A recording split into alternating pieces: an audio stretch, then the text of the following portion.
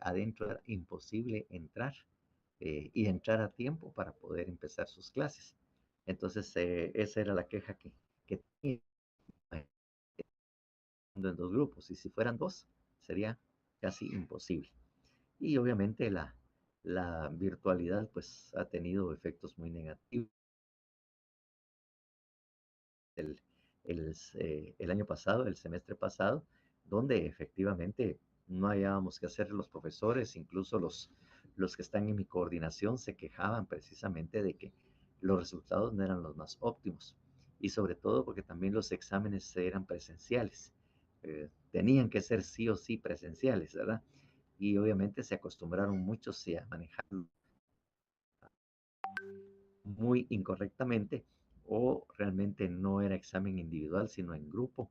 O sea, se hacían un montón de cosas para poder no cumplir con los exámenes en la virtualidad. Y países europeos e incluso estudios que hicieron en Noruega dicen que ha sido lo peor que ellos le han tenido como experiencia y han cambiado bastante su sistema o modelo de enseñanza y que porque realmente el virtual ha sido lo peor con lo que tuvieron que lidiar y los efectos que produjo en los estudiantes. Entonces, como te digo, ustedes no. Entonces yo, eh, el semestre pasado, como les digo yo, sí hubo muchos problemas realmente con los alumnos en cuanto a resultados del examen. Perdían más realmente que en lo virtual. Pero bueno, a eso pues vamos a tener que trabajar con esto y siempre les pido que presten su atención.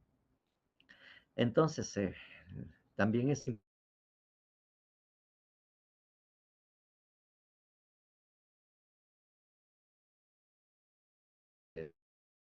clase y en este caso pues vamos a trabajar en la virtualidad con presentaciones en PowerPoint y que eso pues obviamente no lo podríamos hacer allá en la presencialidad y entonces también tenemos que ver que esto también tiene sus ventajas, ¿no? Entonces aquí vamos a ver una presentación sobre la teoría del delito y en el mismo sentido que íbamos precisamente o estuvimos trabajando en eh, eh, con anterioridad, ¿verdad? En lo Licenciado, presencial. buenas tardes. ¿Sí? Licenciado, buenas tardes. ¿Es necesario que tenga mi cámara activada? Disculpe. En este momento no la tienen, Ah, vaya, es solamente que está tengo una apareciendo el nombre. situación en casa, por eso no la puedo activar, licenciado. Solo quería consultarle No, hoy. no, en su momento cuando sea necesario pues sí lo haré, pero en este momento pues no, solo yo Muchas soy el único gracias, que está poniendo, licenciado. Disculpe la que está, interrupción. Gracias. no se preocupe, el único que está poniendo su carota aquí soy yo, bueno, en todo caso. Gracias, Li. Vaya, pues, entonces, efectivamente, como les digo, vamos con presentación, solo que en una presentación PowerPoint que ya explicaré de qué autor es. De todas maneras, le digo yo que ya sea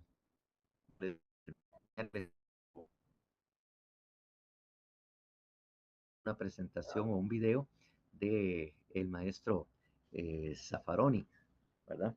Que también ya había mencionado el, las cosas que se lanzaba o lo que inventaba el famoso Zaffaroni que nos tenían eh, bastante, eh, ¿cómo se llama?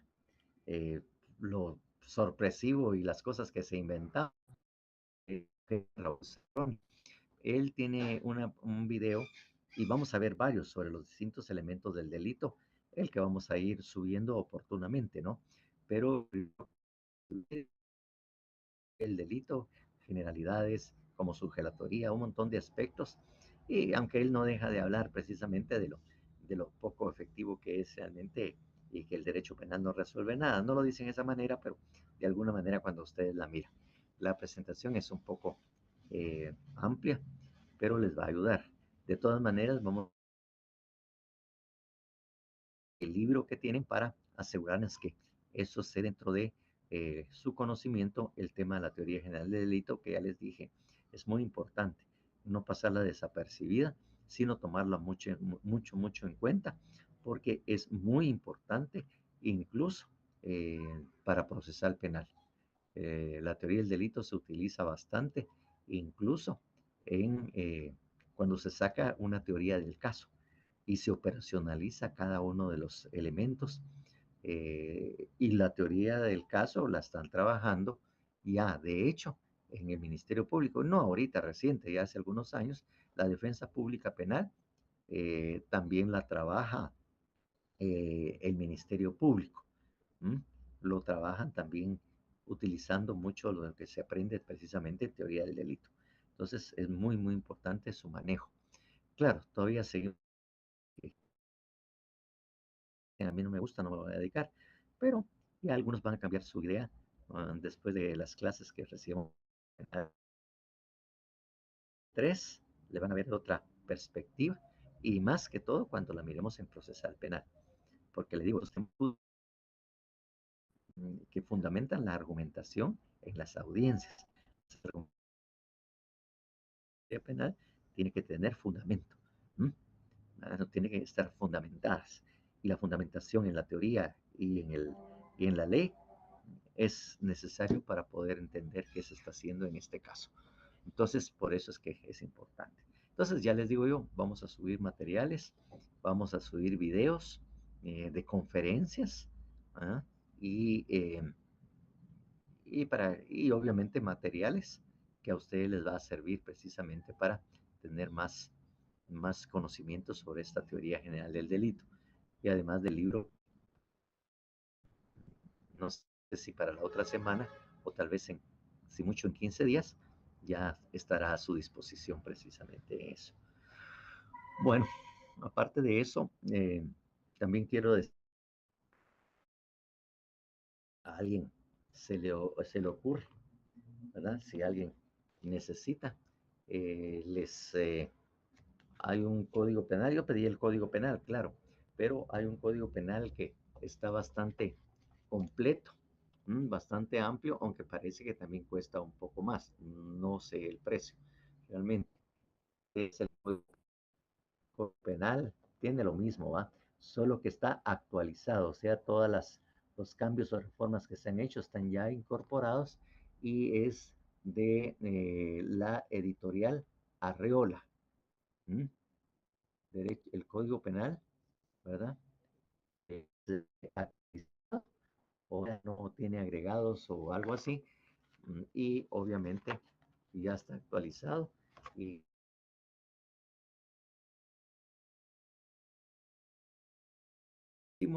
por lo, por lo que es recomendable. Recuerden, es una recomendación, no tienen que tenerlo por obligación. El tema y la importancia de esto, ¿verdad? Eh, Incluso aquí dice sala de ventas y ponen dos números de teléfono por si quieren ustedes averiguar. Sala de ventas 22 28 33 04. 22 28 33 04 o teléfono celular 54 77 11 24. 54 77 11 24. Ahí es donde dice sala de ventas y los teléfonos, Ediciones Arreola, para ver el costo y si ustedes estén dispuestos. Y le digo, lo importante en esto que yo siempre sugiero en cierto momento cuando considero importantes,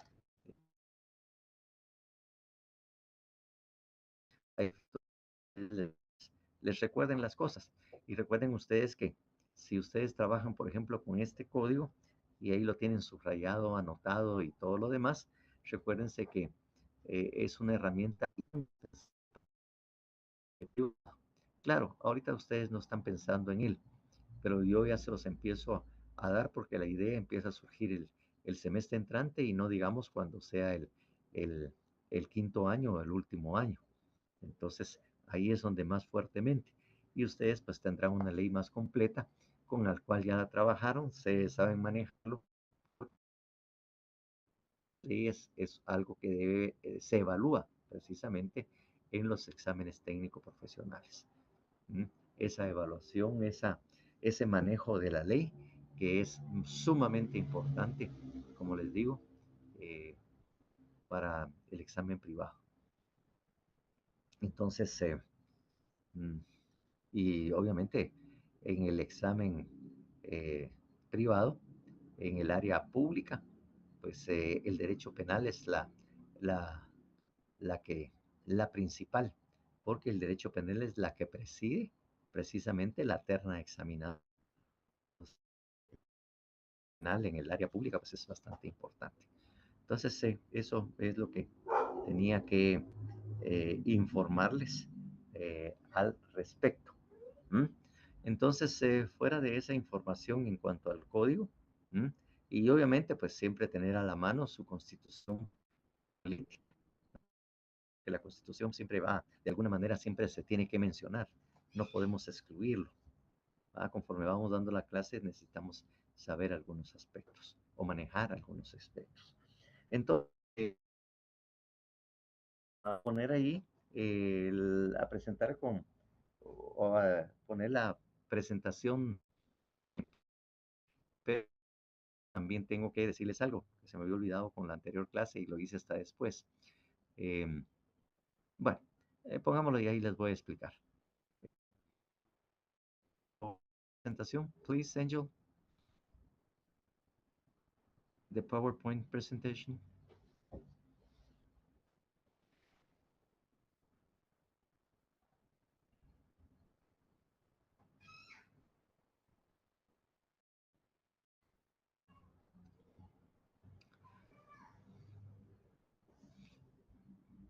Bueno, aquí tenemos el inicio realmente de esa presentación, aunque la primera parte pues es el currículum de precisamente este doctor Enrique Díaz Aranda, de nacionalidad mexicana, pero bastante específico en el tema penal, no solo a nivel de México, sino también a nivel internacional.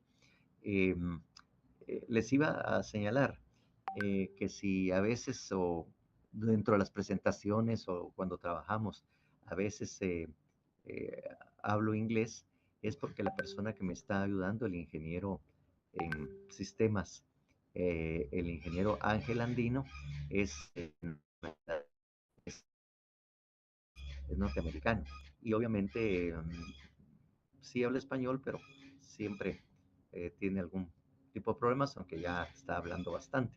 Entonces yo a veces le tengo que hablar en inglés, ya sea que no es precisamente por presumir, no que, o para que me oigan lo bonito que, lo chulo que hablo, sino que es por la necesidad que tengo de comunicarme con el ingeniero cuando estamos haciendo las presentaciones.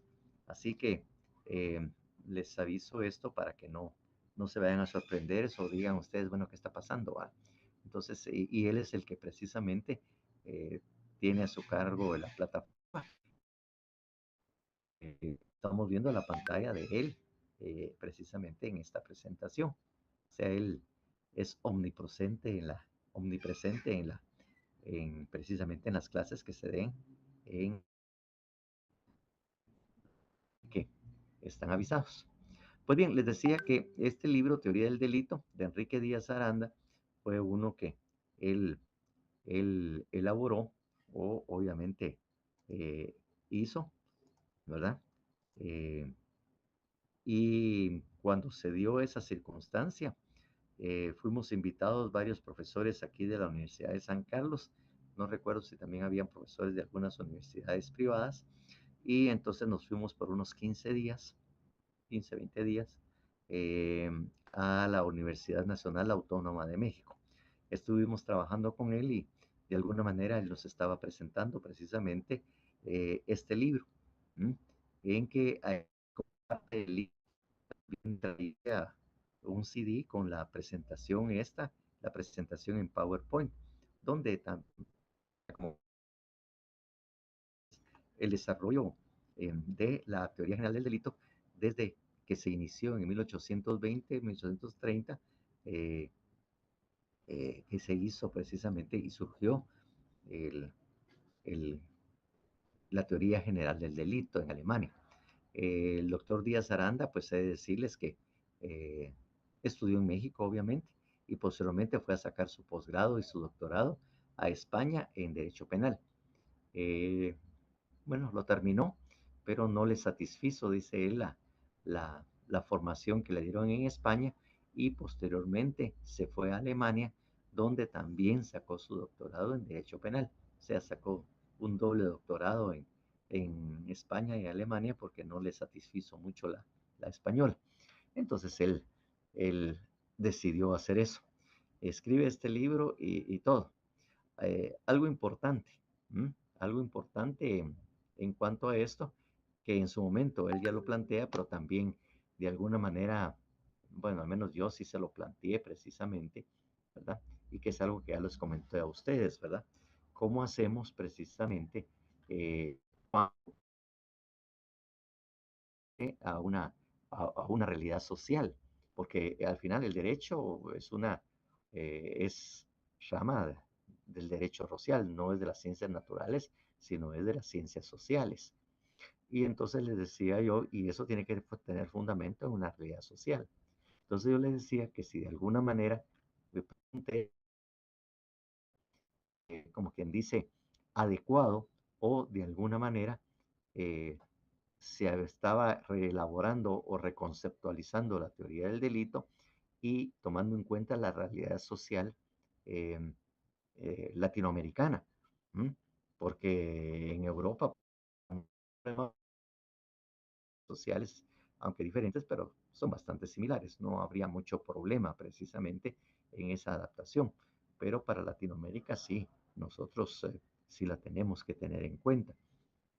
Sobre todo porque nosotros tenemos también grupos indígenas que son reconocidos constitucionalmente y no podemos descartar precisamente eh, sus costumbres, eh, su día a día o precisamente el derecho consuetudinario que se elaboró o que se determinó precisamente, que son las indígenas. El derecho consuetudinario, la forma de resolución de los conflictos en precisamente hay. Y que obviamente nosotros no lo podemos excluir.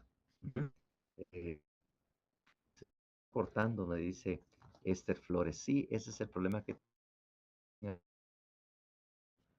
por el área donde me encuentro hay un poco de viento y eso está afectando de alguna manera la presentación en PowerPoint.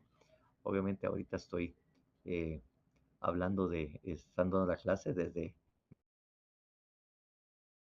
precisamente, aquí es donde se está dando precisamente la, la clase. Entonces, les digo yo que es algo que nosotros no podemos excluir. Si nosotros, que llama, ustedes mejor que yo, manejan la constitución política de la República de Guatemala, recuerden de área social de la constitución, tenemos lo relativo a las comunidades indígenas, principalmente. Entonces, por favor, sería bueno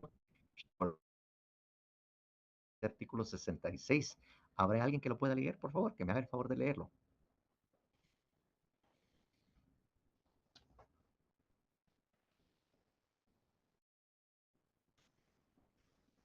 Licenciado, artículo Sí, 66 dijo, ¿verdad? así es. Protección a grupos étnicos. Guatemala está formada por diversos grupos étnicos, entre los que figuran los grupos indígenas de ascendencia maya. El Estado reconoce, respeta y promueve sus formas de vida, costumbres, tradiciones, formas de organización social, el uso del traje indígena en hombres y mujeres, idiomas y dialectos. Bueno, precisamente esta es norma constitucional, ¿verdad? Y como norma constitucional en que deben de ser incorporados dentro del conocimiento o tener en cuenta la existencia de estos grupos sociales y respetar, como dice ahí, formas de vida, costumbres y tradiciones, formas de organización social y todo lo demás, que ahí dice, ¿no? Entonces tenemos que respetarlo. Por lo tanto, estos elementos o individualizan a los grupos indígenas, nosotros no podemos excluirlo de una teoría general del delito, pues, porque resultará que de repente a nosotros nos parezca que esta persona sí actuó y cometió un delito cuando efectivamente respaldo tradicional o la costumbre de alguna manera eh, sanción. Eh, para poder ejemplificar esto, tal vez no es lo mejor, pero es lo más.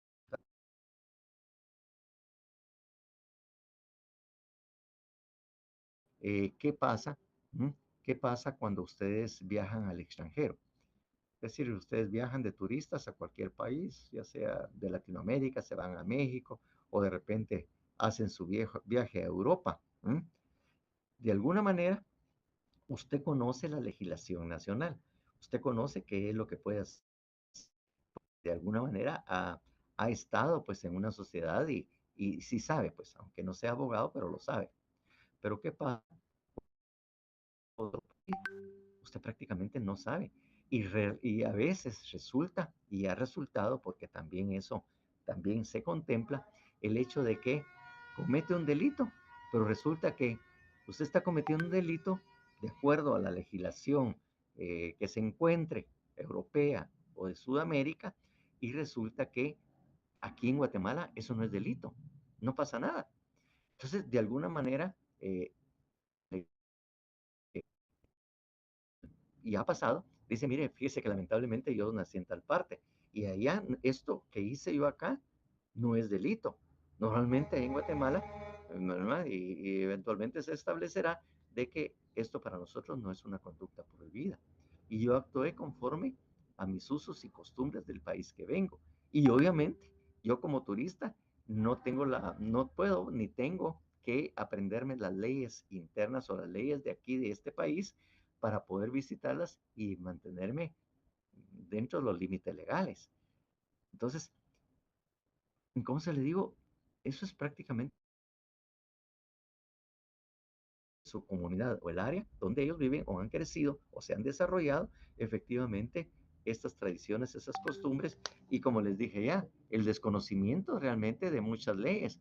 ¿Y por qué? Porque no se traducen a los idiomas indígenas las leyes y por lo tanto ya la desconocen. Y es más, como les dije ya, es posible que ni siquiera hablar el idioma oficial pueda, ¿m? Porque en comunidad entienden, pero no, siempre más de alguna persona no lo maneja, o muchas personas no lo manejan, pues. Entonces, eso no puede excluirse precisamente al analizar la conducta humana. Eso sí se hace en la teoría del delito, toma en cuenta para determinar que es la principal. Eh, next, please, Angel.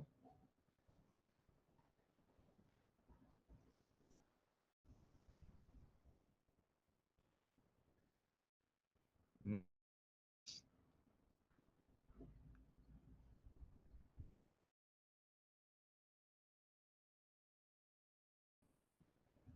ok, here. Entonces, tenemos que, obviamente, uno de los presupuestos es en la conducta, pero la conducta está determinada por mucho, precisamente en lo que son las formas de vida, cuál es precisamente las tradiciones sociales y religiosas precisamente de Guatemala. La conducta es lo primero que es susceptible o califica para ingresar o ser analizada dentro de la teoría general del delito. Porque aquí, como ven ustedes en la interpretación, las categorías, la tipicidad, antijuricidad y culpabilidad. Porque ya dijimos, las conductas humanas, hay un ciento de conductas humanas, pero ¿cuáles son las conductas humanas que les interesa al derecho penal? ¿Mm? Son aquellas o califique o pueda ser de una de las categorías que están a continuación. Tipicidad, antijuricidad y culpabilidad. O sea, tenemos que tener claro que estas características son las que van a calificar o van a determinar si esa conducta es o no delito, pues. Entonces tenemos que someter análisis a través de la teoría general del delito estas conductas y por eso es que las conductas Y por lo tanto, los elementos o las que caracterizan a esa conducta, pues deben de estar mejor. Digo, no es algo que suceda solo aquí en Guatemala o quiera exigírselos en Guatemala. Eso sucede en todos los países en que nos manejamos, en todos los países, porque nosotros queremos estar seguros que esa es la conducta humana que de alguna manera está descrita en el código. Que en primer lugar, ese presupuesto conducta es de las que ingresan o pueden ingresar al sistema para su análisis. ¿M? Recuérdese que hablamos también del sujeto de la oración cuando comparábamos la definición a lo que era la oración gramatical. Estamos hablando que el sujeto activo de la oración es la conducta y el complemento o el predicado, como también se le dice, tiene que ser típica, antijurídica y culpable.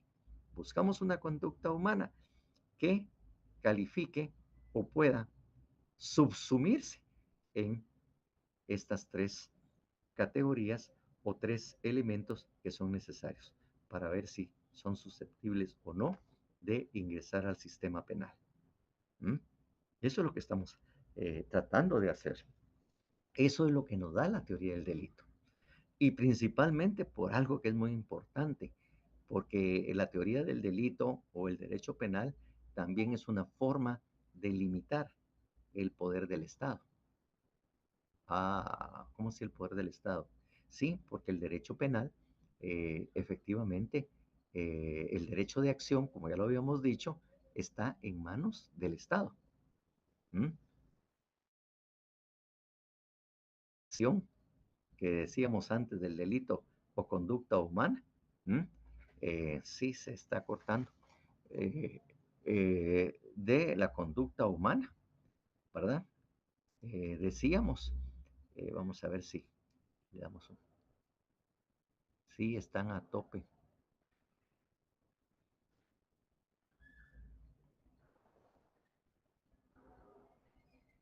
Sí.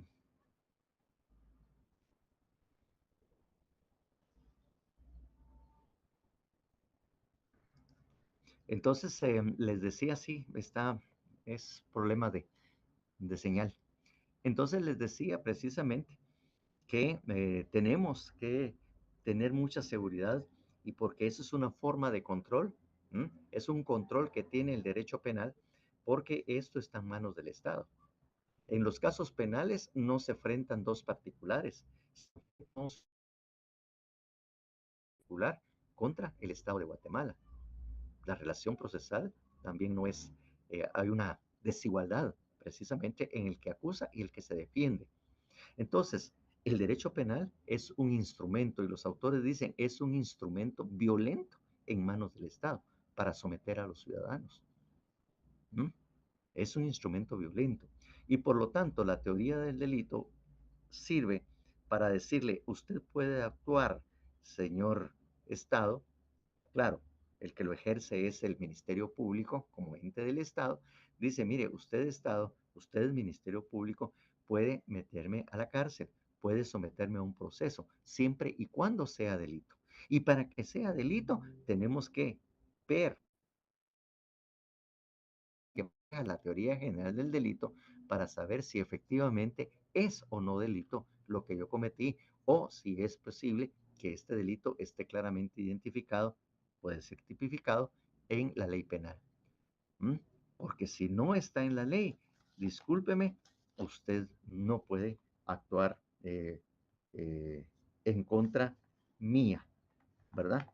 Definitivamente solo es aplicable, ¿verdad?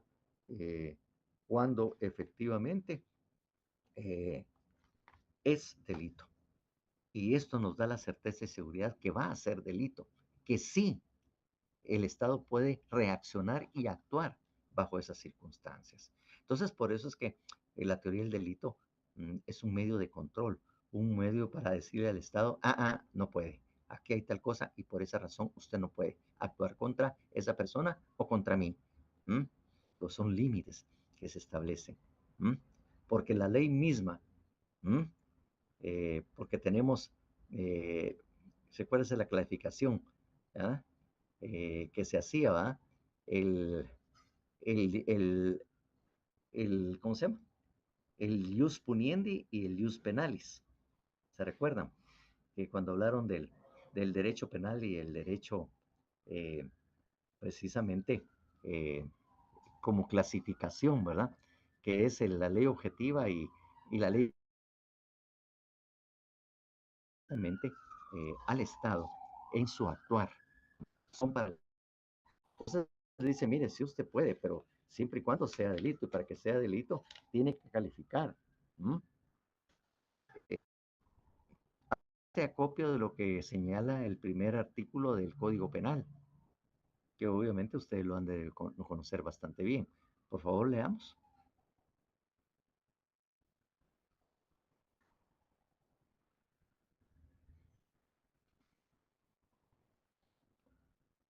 Artículo 1 de la legalidad.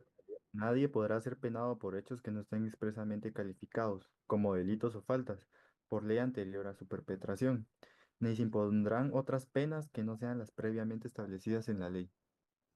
Bueno, entonces, fíjense la legalidad. La legalidad como principio obliga al Estado a actuar y responder cuando sea un delito eh, o falta, pero que esté calificado por una ley anterior a su perpetración, ¿verdad? Y no hay otra pena que pueda aplicar, sino la que dice la ley. Si no está en la ley, es otra cosa, no es delito. Pero para que sea delito, tenemos que analizar y ver si reúne los requisitos o las categorías que exige la teoría del delito para poder aplicar eso, para poder aplicar el ius puniendi. O sea que el ius puniendi, ¿ah? Es decir, nula pena si le, nulo un crimen, nula pena sin lege. Eso es lo que dice precisamente el concepto completo. Y que ya les dijo, ya oportunamente, ahorita no lo tengo a la mano, que también eso es lo mismo que se da.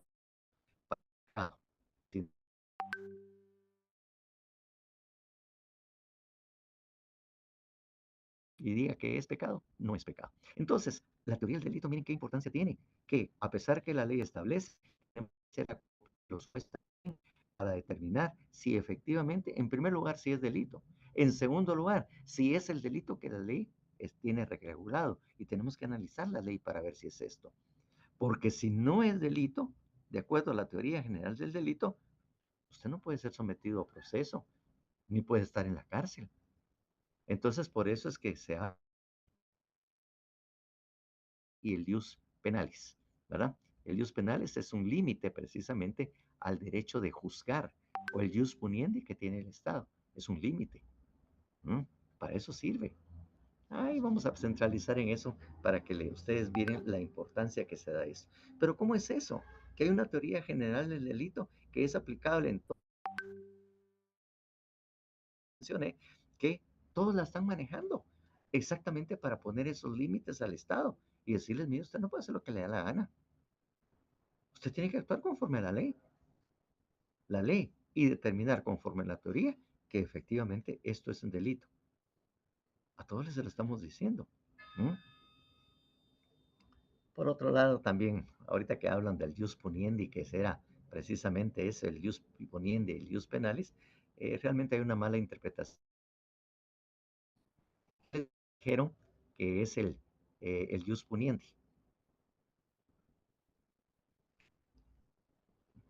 Cuando hablamos del ius puniendi, ¿a qué nos referimos?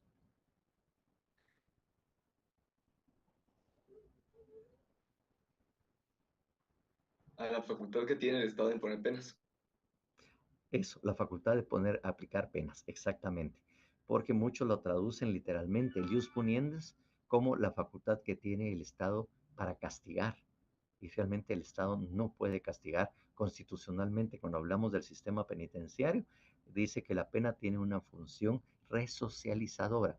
O sea, no es castigar. Por lo tanto, la traducción literal del jus puniendis no se utiliza, sino la facultad de aplicar las penas, nada más. ¿No? A eso es lo que la traducción. Bueno, la importancia que tiene la teoría del delito a nivel del mundo, que tiene que tener esta teoría que estamos manejando todos en el mundo, si tiene razón es delito, o decirle al Estado en el proceso, decir, mire, esto no es delito, no llena los requisitos, no hay tipicidad, no es antijurídica o no es culpable. Para eso nos sirve. Esa seguridad y certeza que le tenemos que dar al ciudadano para poder defenderse de los abusos que pudiera cometer el Estado. Si el Estado es así, como quien dice, dictatoriales, es el derecho penal el que utilizan para evitar. Miren lo que sucede en Nicaragua, miren lo que sucede en Venezuela, ¿m? Cómo se está utilizando el derecho penal. Y aquí en Guatemala, no digamos, para la persecución de aquellos fiscales o aquellos jueces que de alguna manera trataban de hacer. Ahorita están contra ellos porque el pacto de corruptos, los porque presentaron denuncias e iniciaron procesos con todas estas personas corruptas y que todos sabemos que sí estaban cometiendo, ¿no? Entonces, eso es precisamente eso. Pues bueno, ya y ustedes miren la importancia precisamente de la teoría y el por qué no la debemos dejar de desapercibida, ¿no? Y por qué es utilizada, como le digo, esta teoría del delito en todas partes del mundo y que nosotros no podemos obviarla como abogados. La siguiente exposición cuando empiezan con las teorías. Let's have the next, please.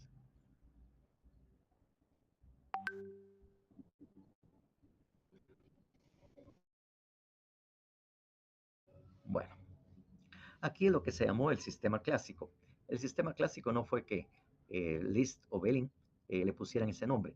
Ese se le dio precisamente a la primera, el nombre que se le dio a la primera. O lo calificativo de clásico, ¿verdad? Y Belling la crearon en 1806, 1920, cuando empezaron a generarse los estudios. Había otros, pero los principales fueron estos, ¿verdad? Cuando se empezó a surgir lo que era la teoría clásica del delito. ¿M? Y que ya les había dicho yo que la verdad es que poco a poco fue desarrollándose la idea de la teoría general del delito en Europa. Obviamente, como dice, no habían redes sociales, no habían para que el proceso de conocimiento de estas teorías fuera más rápido, pues. ¿Mm? Incluso les conté también el tema de que a Latinoamérica eh, empezó a desarrollarse en la Segunda Guerra, cuando los alemanes, los italianos y hasta españoles tuvieron que salir huyendo precisamente de la guerra para muchas partes del mundo y Latinoamérica. Y uno de los lugares en el cual precisamente se fueron a refugiar muchos, fue a Argentina. ¿M? A la Argentina, por eso es que como ya les decía a ustedes, hay un montón de nombres extranjeros, italianos y todo, precisamente eh, porque fueron muchos los que salieron al exilio y se fueron precisamente ahí. Y ahí es donde empezó Argentina a desarrollar y conocer realmente la teoría del delito, ¿verdad? Y empezó a divulgarse a nivel latinoamericano de Sudamérica y eventualmente para el resto de países latinoamericanos. ¿M? Pero fue así como surgió precisamente esta teoría. Pero miren cuántos años tenemos ya. ¿M? Estamos hablando de 1920, más o menos en la época que se desarrolló, y estamos en el 2025. O sea, no es algo que no podamos nosotros aprender, no es algo precisamente con una teoría como esta, pues. ¿M? Tiene historia, se ha modificado en nuestros días. Y efectivamente, en una primera época, eh, que aquí faltan algunos elementos, como yo les decía, lo que era la imputabilidad, ¿verdad? Como estaba después de la antijuricidad y la punibilidad, que no la colocaron aquí, porque esa la hizo él después, pero que así era como se establecía. Y en concreto hablaban de una conducta y hablaban únicamente del causalismo. O sea, después surgió el finalismo y se volvió un gran lío con la interpretación. Ahí van a ver cuando escuchen a Zaffaroni y de su versión o su plática de este conflicto que se dio en las distintas teorías del delito y su distinta interpretación. Entonces, incluso el causalismo, teoría de la conditio sine qua non o de la equivalencia de las condiciones. Es decir, la conducta humana exige, y exigió más en aquella época, una relación de causalidad. Ah, bonito, ya suena así como cancioncita, ¿va? El que es causa de la causa del mal causado es responsable de su resultado. Eso se originó precisamente en aquella época y sigue estando vigente, no importando si es causalismo, finalismo o lo que sea. La relación de causalidad sigue siendo una circunstancia o un elemento muy importante al analizar la conducta humana. ¿Mm? Que como les dije, ya no se habla de acción, se habla de conducta humana. ¿Mm? Porque la acción, ya les dije, es equívoca. Entonces, tenemos esa conducta humana y tenemos esa relación de causalidad que nace en aquella época, solo que ha variado. ¿Mm? Ha variado. ¿Mm? Porque la relación de causalidad, así como se inventó o se creó en una primera época, no tenía ningún límite. ¿Mm? Entonces resultaba, si ustedes escuchan bien, el que es causa de la causa de su resultado es responsable. ¿Mm? Es responsable también de su resultado. Entonces quiere decir que cuando hablamos de relación de causalidad, la relación de causalidad no tenía límites. ¿Por qué no tenía límite? Porque no paraba nunca. Con las distintas teorías que se habló de que ya no era realmente el responsable de la causa del mal causado, es también responsable de su resultado, siempre y cuando condición más, la conditio sine qua non o la condición más eficaz o la condición esencial para la comisión del delito. Esos calificativos que se agregaron al final era para ponerle límite. ¿Mm? Mínimo de representación o participación en el delito, solo aquellos que habían dado una o cooperado o apoyado con una causa o una causa necesaria, imprescindible para poder ser responsable. ¿No? Entonces, esos fueron límites. Entonces, aquí hablamos de tipicidad, por ejemplo, puramente objetiva, tipo objetivo, y eso nada más. ¿Mm? Desarrollo, ya el dolo y la culpa la buscamos en la tipicidad. En la tipicidad es donde encontramos a, eh, a los elementos subjetivos del delito. Y en la época que yo lo estudié me dijeron lo contrario, pues la culpabilidad tenía el objetivo del delito, ¿va? Era de carácter psicológico y ahí y obviamente, ¿no? Obviamente, la antijuricidad que ya le dije era puramente objetiva, que era precisamente algo que ya no ha cambiado. Pero, y la culpabilidad que le digo que es psicológica y que nos decían para definirlo, es el nexo o el vínculo que existe entre la acción o conducta humana o lo que se quiere o se piensa hacer y la acción. También qué quería decir, no sé, pero repetirlo era suficiente para poder ganar la clase. Y ahí miramos, porque después de estudios posteriores, la culpabilidad quedó vacía, porque todo lo que es el dolor y la culpa de los elementos subjetivos, la culpabilidad quedó como un elemento hueco, vacío, ¿m? No maricón ni nada, sino que un elemento hueco y que después se le dio otra categoría para que no desapareciera y se habló del juicio de reproche. ¿M? Pero bien, vamos a verlo más gráficamente. Please.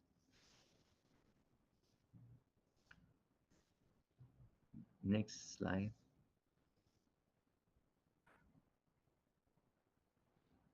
Bueno, si lo queremos ver más amplio, la generalidad que ya se estaba presentando, ahí tenemos que Franz Liszt y Ernest Belling, ¿no? En aquella época hablaron de esa conducta causal y posteriormente se desarrolló, como digo, la conditio sine qua non y o la equivalencia de las condiciones, eran todas, ¿verdad? ahí empezó a limitarse realmente la conducta humana. Entonces, no se hablaba más que eso. Y lo que exigía, next, please. Cuando hablábamos de la acción o control, objetivo entre la causa y el resultado. Next, so we can see the circle around the arrow. Ok. Entonces les decía yo que efectivamente había un nexo causal entre la causa y el resultado, que eso de causalidad. La causa de la causa de lo causado. Porque que se establecía para establecer si la conducta humana calificaba o no para ser delito. Eso es lo único que teníamos nosotros que ver. Van a ver que en el desarrollo de los posteriores ya se miran los aspectos que de alguna manera no podemos dejar ver de conformidad con el artículo 66, que ahí vemos otros aspectos y no simplemente es relación de causalidad la que tenemos que analizar. Y es tan vigente que nuestro Código Penal todavía la tiene regulado, aunque es un código penal así viejito. Miremos el artículo 10, por favor, del Código Penal. Y si alguien lo lee, muchísimas gracias, por favor. Artículo 10. Relación de causalidad.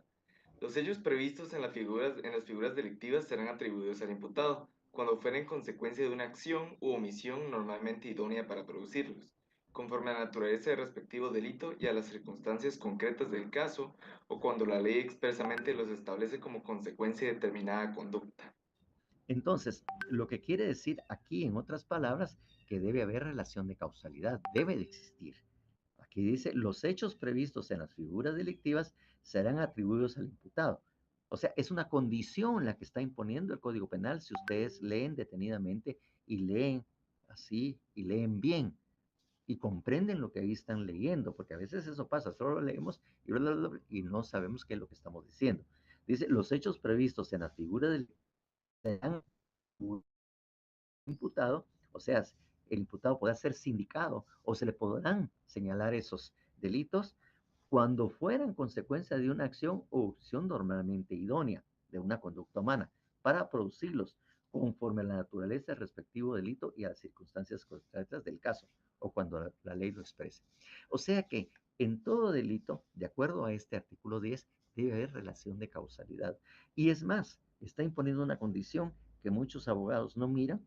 Yo sí la vi y la alegué y pues sí produce resultados, es que en la primera declaración, de alguna manera, el Ministerio Público, sin decir expresamente relación de causalidad, debe indicar precisamente al imputársele o atribuirle o al sindical al imputado cuál fue la acción o omisión normalmente idónea para hacerla. O sea,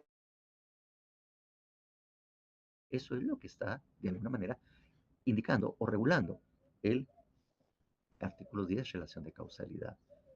¿Ah? Y como le digo, ya lo he alegado y me ha funcionado precisamente en cuanto que no hay relación de causalidad en el hecho que se le imputa a una persona y obviamente la sindicación que hace el Ministerio Público y que no se puede esperar una pena a que aplicar, porque estas circunstancias no existieron al momento. O sea, eso se alega o se tiene que hacer desde la primera declaración, ¿no?, del sindicato. ¿Mm?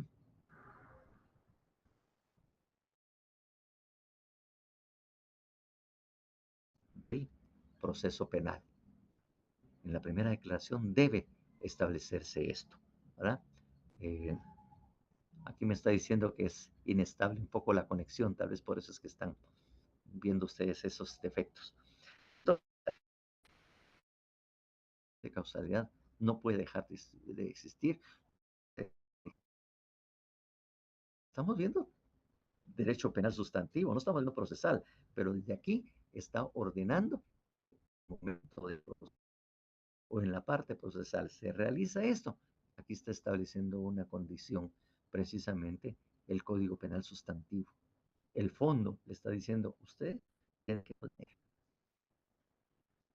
¿Mm?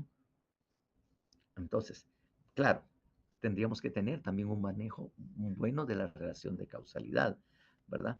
Y obviamente saber cómo se aplica la relación de causalidad, porque hay gente o muchos profesores que no lo saben y no saben cómo explicarla y cómo saber si hay o no relación de causalidad, ¿no? Porque mucha gente no sabe. ¿Cómo saben ustedes, si ya vieron penal 1 y 2, que hay relación de causalidad? ¿Cómo se determina la relación de causalidad? ¿Cómo se analiza y se busca esa relación de causalidad? Lo pongo de diferentes formas, estoy hablando de lo mismo, para que sea comprensible. No sé en qué forma se lo dieron a ustedes. ¿Saben ustedes cómo se determina la relación de causalidad para ver ese nexo causal entre la conducta y el resultado?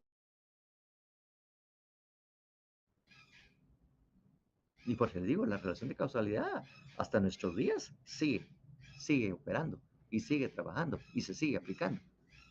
¿Les dijeron eso? O si en algún examen le preguntaron a ustedes cómo se demuestra que hubo relación de causalidad, o si les plantearon casos y les preguntaron, ¿hay relación de causalidad en el presente caso? ¿Puedo hablar?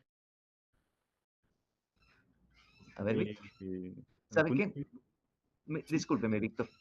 Hay algo que vamos a hacer y que se me había escapado cuando dijeron sí. Tal vez sí, por favor, le rogaría a usted que encienda su cámara a la vez que activa su micrófono, de manera de que nos podamos así y así los puedo identificar para saber a quiénes les voy a subir puntos por su participación. Así todos van a estar ahí atentos a participar. Por favor, Víctor, dígame usted. permítame, sincero. Gracias, gracias, Víctor. Y dice que mi cámara no enciende, pero Vaya. le puedo responder. Así Disculpe. a veces también va. Yo tengo una cámara extra porque el de la computadora, no sé qué le pasó, tengo que mandar a reparar. Tuve que poner una cámara así, portátil a ponerla. Bueno, eh, entonces, sí, Víctor, dígame, ¿cómo sabemos que hay relación de causalidad de un hecho? Pues a mi punto de vista, considero que se determina la relación de causalidad porque eh, la conducta humana va a reunir todos los elementos que describe el tipo. Usualmente utilizamos y más o menos habíamos entendido. Relación de causalidad sería, bueno, sí hay relación de causalidad porque la persona había actuado, explicada desde ese momento, había actuado efectivamente con todos los requisitos y formalidades para matar. Había sacado una pistola, se puso enfrente de él a 10 metros de distancia, 5 metros, disparó y le apuntó directamente al corazón o a la cabeza, provocándole después de causalidad entre lo que yo hice y el resultado y lo que de alguna manera manifesté que era mi intención. Algo así lo manejábamos. Pero fíjese que no opera así. Totalmente distinto. Claro, tampoco les voy a decir que yo lo aprendí aquí cuando pasé esa clase de Derecho Penal. Eso lo entendí después. Incluso lo discutimos un poco con Enrique Díaz Aranda para saber efectivamente eh, cuál era o cómo determinar la relación de causalidad. Resulta que si ustedes escuchan así detenidamente, por favor, escuchen bien, ¿verdad? El que es causa de la causa del mal causado es responsable del resultado. ¿Ah? El que es causa de la causa del mal causado. Entonces, para determinar si hay relación de causalidad, ojo, aunque lo vamos a explicar detenidamente y más específicamente en clase para que sea más de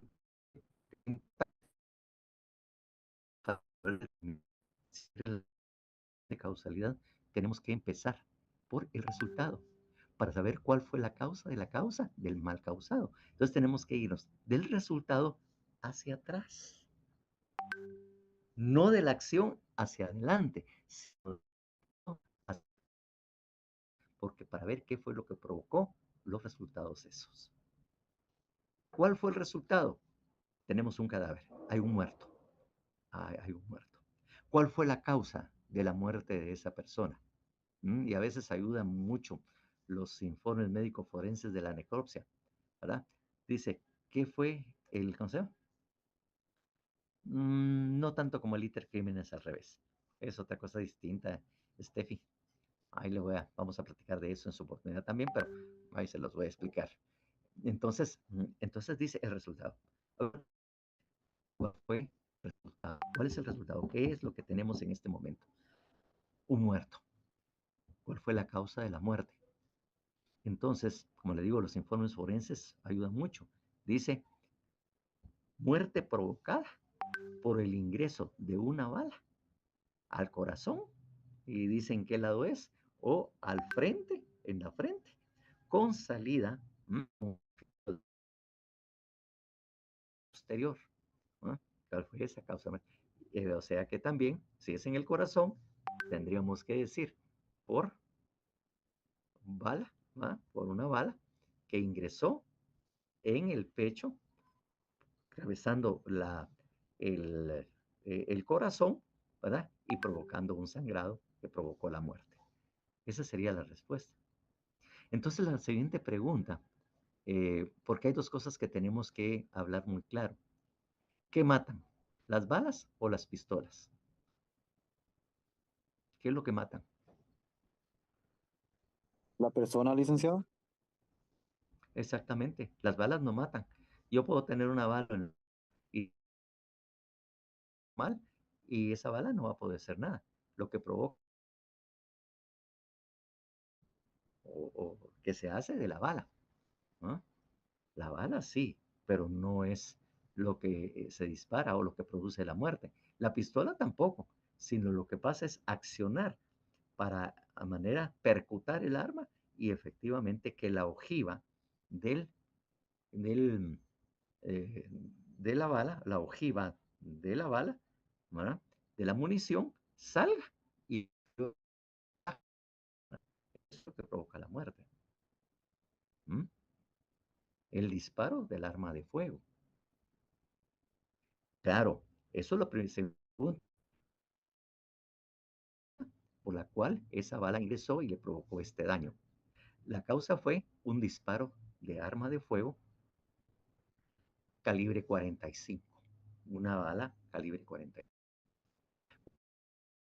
de que esa pistola le haya provocado, haya percutado y haya ingresado la bala a tal caso por donde está. Porque una persona la, la disparó a 10 metros de distancia o a 5 metros de distancia. ¿Cuál fue la causa? Así, mire, así para atrás. Que esta persona le apuntó y le provocó la muerte a esa persona con esa ojiva. ¿Cuál fue? Ah, porque era su enemigo, que lo quería asaltar. O de repente, sí, él lo provocó porque le pagaron, porque era un sicario, le pagaron para que lo hiciera. Ah, ¿quién fue el que le pagó para que esta persona de atrás para adelante, para determinar la causa de la causa del mal causado? El mal causado es este. ¿Cuál fue la causa de la causa de la cosa? Para llegar hasta determinar quién es, si hay o no relación de causalidad y quién fue el que lo causó. Totalmente nos cambia el esquema. Sí, efectivamente, sí me pasó a mí. Así es como se trabaja la relación de causalidad. Eso es entender bien la relación de causalidad, porque no la podemos excluir, porque sigue estando vigente y sigue siendo exigible por parte de nuestras leyes penales. Y tenemos que operativizar, operativizar el concepto. No pensar que son solo palabrejas que se repiten y ya está bueno y está excelente. ¿Qué sabe derecho penal? Porque usted se sabe la definición, coma por punto y cabal se la sabe. No, ¿cómo vamos a aplicar esto? Porque eso es lo que nos interesa como abogados, pues. ¿Cómo vamos a hacer esto? ¿Cómo lo vamos a aplicar? ¿Cómo podemos defender? ¿O cómo puedo acusar en un momento determinado? Pero tengo que utilizar estas herramientas, pues. ¿Mm? Porque les digo, se inventó en 1820, por ahí, 1800 y toda la cuestión, pero sigue estando vigente. Única cosa es que se ha desarrollado. ¿Mm? Exactamente, cuando hablamos de relación nexo causal entre la causa Y el resultado, estamos hablando de que va a haber un nexo causal o una relación de causalidad entre la acción y el resultado. Eso es lo que nos estamos refiriendo, exactamente como usted lo indicó, lo quería aclarar. Así es. ¿Mm? Pero ya le digo, lamentablemente no nos lo enseñan. Y eso lo deberíamos haber aprendido en Penal 1.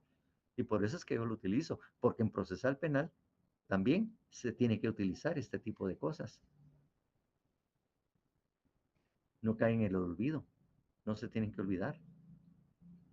Bueno, entonces, eso es lo que tenemos que analizar precisamente en la conducta humana. Claro, esto es como le digo, la primera. Ya en los otras que se desarrollaron históricamente, ahí vamos a ver que hay elementos necesarios que hay que estudiar, como la costumbre, relaciones sociales y aspectos que no puede uno dejar de excluir en cuanto a la conducta, porque de alguna manera determina, nuestra conducta está determinada por nuestro pasado o por lo que nosotros estamos acostumbrados a vivir o hacer. Dentro de nuestro ámbito social, nosotros también reaccionamos de esa manera. Por eso es que nuestra conducta es esa. ¿Ah? Porque no todos reaccionan ante una situación con la misma intención de matar. Incluso la Biblia, ¿qué nos ordena? Para ponerles los ejemplos que la Biblia también nos dice esto. ¿Qué nos ordena en cuanto a la reacción?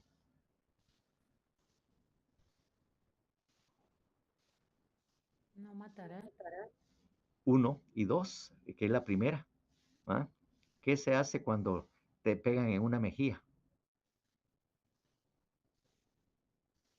¿Qué es la Poner la reacción? otra. Exactamente, la reacción de acuerdo a la religión es esa. Si te golpean, o sea, como quien dice así, en palabras así, si te dan una cachetada, poner la otra para que te sigan dando. Eso va contra natura, va contra la norma de la naturaleza porque automáticamente cuando nos pegan, nosotros automáticamente reaccionamos todo lo contrario. En cambio, la religión nos exige que olvidemos precisamente la naturaleza humana, nuestra naturaleza, y lo que hagamos es agachar, mostrar humildad y sencillez y simplemente agacharse y poner la otra mejilla. ¿Pero para qué? Para que no vayan a matar, que no vayan a golpear a la otra persona, que no hagan eso. Reaccionen con humildad, con sencillez. Sepan perdonar a su enemigo. ¿Mm?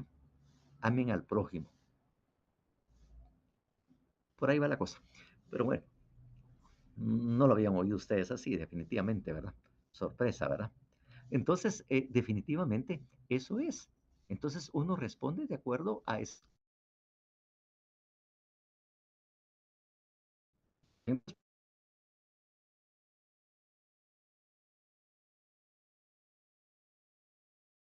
Muy fácilmente reaccionar, pero normalmente los humanos normales y corrientes, o posiblemente también no reaccionamos también porque tenemos miedo, porque sabemos que el otro está más grandote y es más fuerte y que vamos a salir siempre perdiendo.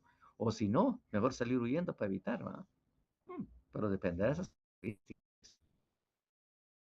Ustedes tienen un arma de fuego en la bolsa y este les pega una cachetada, aunque sea más grandote, como dicen en Oriente, aquí con 30 onzas de plomo. 30 onzas de plomo, nos emparejamos. Ahí no hay más grandote, no hay más fuerte, no hay mejor peleador, sino con 30 oncitas de plomo, ahí se arregla todo. Yo no, de acuerdo a los usos y costumbres de ciertas comunidades o ciertos grupos sociales. Pues. ¿Mm? ¿No? Bueno, es decir, cuando miramos, eso es en cuanto a esto, ¿va? Estamos hablando solo así generalidades, ¿va? Para que lo vaya entendiendo y cuando lleguemos a la otra, que es a las otras presentaciones, donde ya hablamos de lo que es realmente actualmente el delito y cómo analizarla, ahí vamos a entrarle un poco más, pero por lo menos ya tienen y manejan una idea muy clara de esto. Bien, la tipicidad. Y le digo, es un elemento muy importante, ya se los había manifestado. Ahora, eh, bueno, ya más o menos tenemos la idea, pero alguien que me diga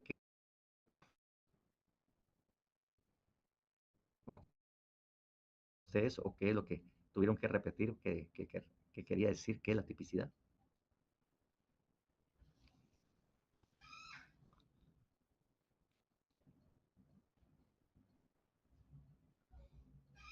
Por favor, solo uno responda. Ustedes se amontonan para contestar, caen mal.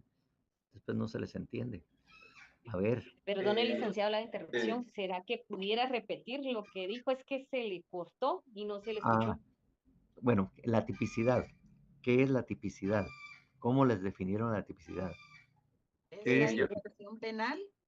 lo que recuerdo es que la tipicidad es que la conducta se adecue a un tipo penal que esté la contenida en... adecuación de la conducta humana al tipo, como dice el tipo penal? Y el otro, el encuadramiento, se decían, ¿verdad? ¿Verdad? Es lo que nos decían, ¿verdad? La adecuación de la conducta humana al tipo penal. El encuadramiento de la conducta en el tipo penal.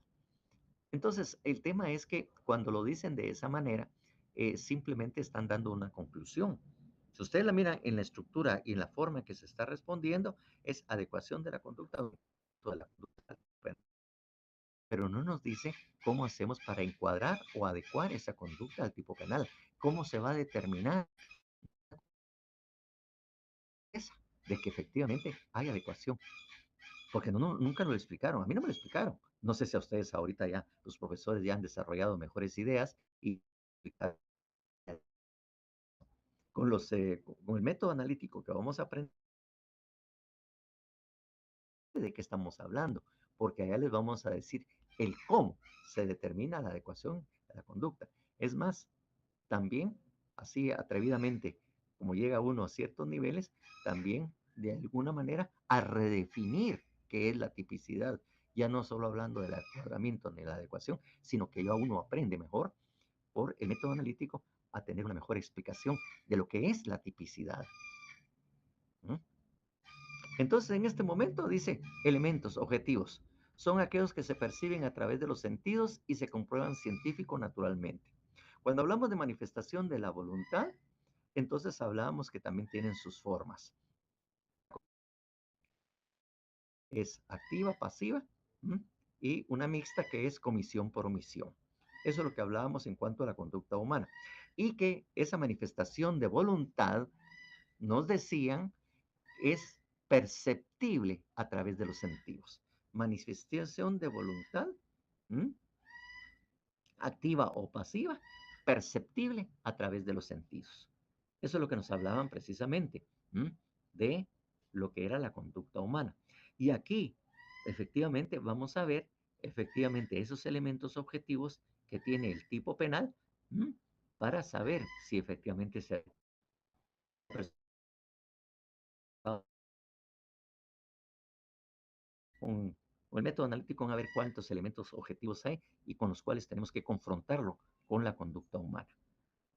Entonces, eso era todo lo que teníamos que ver, cuáles eran los elementos objetivos, cuál era la conducta humana, cuál era esa manifestación de voluntad de causalidad y que la persona había disparado de propósito contra fulano de tal, provocándole obviamente la muerte.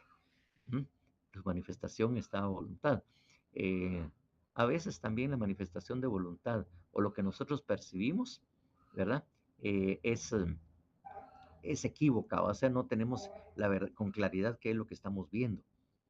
Le voy a decir o le voy a dar explicación muy sencilla, muy normal y que sucede siempre en la facultad, ¿verdad? Por ejemplo, una manifestación de voluntad es cuando miramos nosotros dos, tres compañeras ahí de la sección, porque sí salen así individualmente, pero normalmente andan en grupito, dos, tres personas siempre andan juntos. Y de repente una le dice a la otra, mucha, vamos al baño, acompáñame, vamos.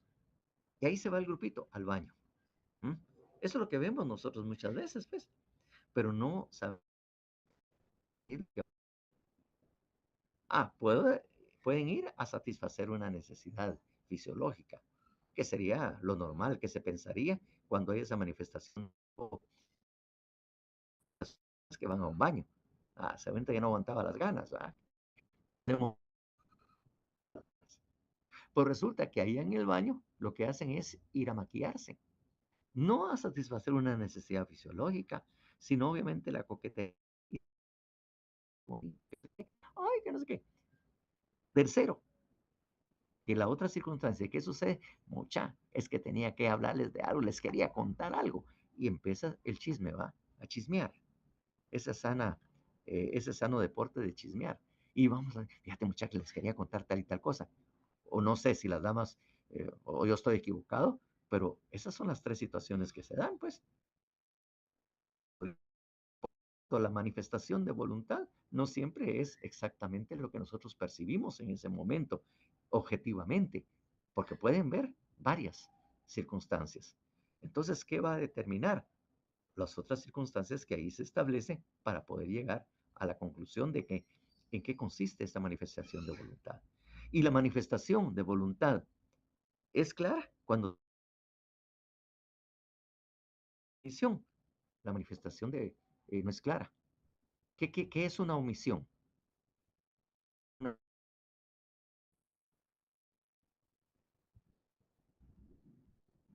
Lo que involuntariamente.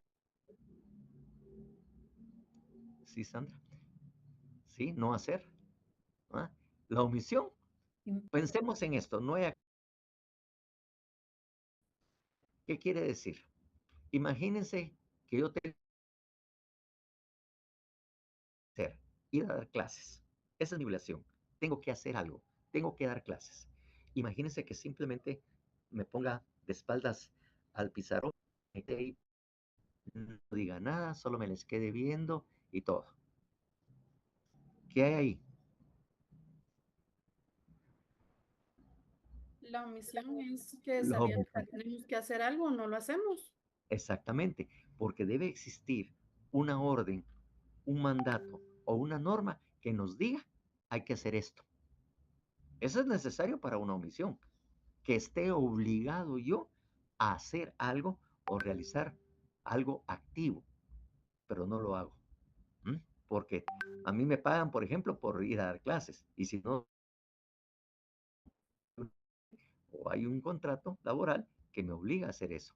Otro, como le digo, existe porque hay una norma que diga que hay que responder o hacer ese tipo de cosas. Entonces la omisión, por eso es que se llama omisión, una cuestión que caracteriza a la omisión. Y tomen nota, en la omisión jamás va a haber resultado. ¿Mm? Se consume cuando yo dejo de hacer lo que tengo obligación de hacer, ya sea por ley o por el cumplimiento de una orden que me han dado. O también hay normas morales que así lo obliguen a uno a actuar.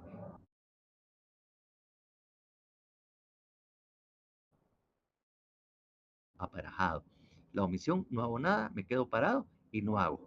Pero yo tengo la obligación porque algo que me obligue a reaccionar.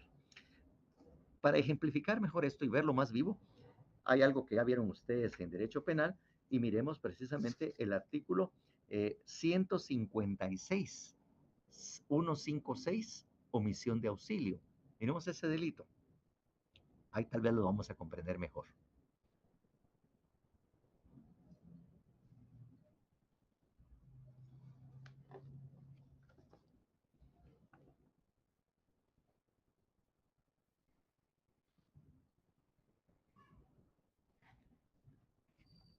Quien encontrado perdido o desamparado a un menor de 10 años, a una persona herida, inválida o amenazada de inminente peligro, omitiere prestarle el auxilio necesario según las circunstancias, cuando pudiere hacerlo sin riesgo personal, será sancionado con multa de 25 a 200 quetzales. Bueno, ahí tenemos precisamente la omisión de auxilio, ¿verdad? Evidentemente, ¿verdad? Evidentemente, ahí estamos ante un delito de omisión. ¿Mm? Porque, claro, como ahí que no, ¿Mm? No lo podemos cambiar. Dice, quien encontrando perdido o desamparado a un menor de 10 años, a una persona herida, inválida o amenazada de eminente peligro, omitiere prestarle el auxilio necesario según las circunstancias. Cuando entonces dice que todos tenemos que cooperar, todos debemos prestarnos la ayuda mutua. Esas son las condiciones, el por qué nosotros vivimos en comunidad, por qué desde las épocas de los primitivos o algo así, vivían en grupos para apoyarse, iban a cazar juntos, comían juntos, salían juntos, o sea, se protegían mutuamente y no dejaban que nada le pasara al otro. Entonces, esas características del ser humano es el auxilio mutuo y la cooperación, porque vivimos en sus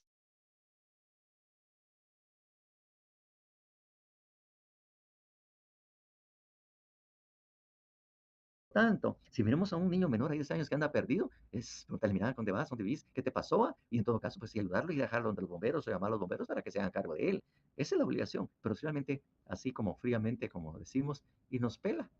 ¿Qué me importa? Es problema mío, es problema del pato, o miren los papás que hacen, ¿va? Por descuidados. Eso es lo que no. Persona, hay ni lo van a levantar ni le van a ayudar, o por lo menos llamar a los bomberos para que vayan a recogerlo, o al IX o a lo que sea, pero para que vayan a auxiliarlo. Ahí eso es lo que tiene que hacer, podemos hacer todos como personas. ¿Mm? Inválida o amenazada de inminente peligro, omitir prestarle el auxilio necesario. Entonces todos tenemos que, la ayuda mutua es una obligación moral, social que tenemos todos, pues, ayudándonos los unos a los otros. Y lo que estamos haciendo no es nada, simplemente pasar. Claro, hay una condición, o como le decimos en esto, ¿verdad? Una condición, o hablamos de un elemento normativo, como hablamos cuando miremos el método analítico. Dice, ¿cuándo pudiera hacerlo sin riesgo personal? Es decir, si a las prestar esa ayuda yo me voy a poner en riesgo, por ejemplo, una persona se está ahogando ahí en el mar y ustedes están a la orilla de la playa y ven que se está ahogando, pues su obligación es ayudarlo. Pues resulta que ustedes no saben nadar. O sin ir a la playa, están en la piscina, se está ahogando alguien y ustedes no saben nadar. Es